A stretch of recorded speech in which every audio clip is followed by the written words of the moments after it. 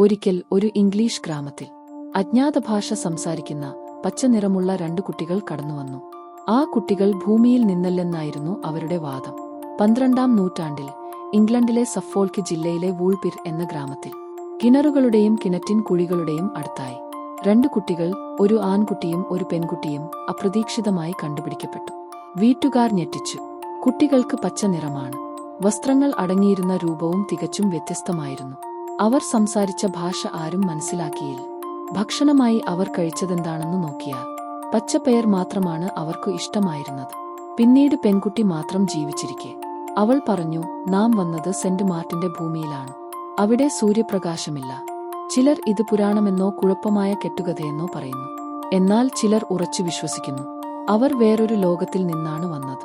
ഇതൊരു ആഖ്യാനമോ അതോ ഞങ്ങൾക്ക് മനസ്സിലാവാത്ത യാഥാർത്ഥ്യങ്ങളിലേക്കുള്ള വാതിലോ?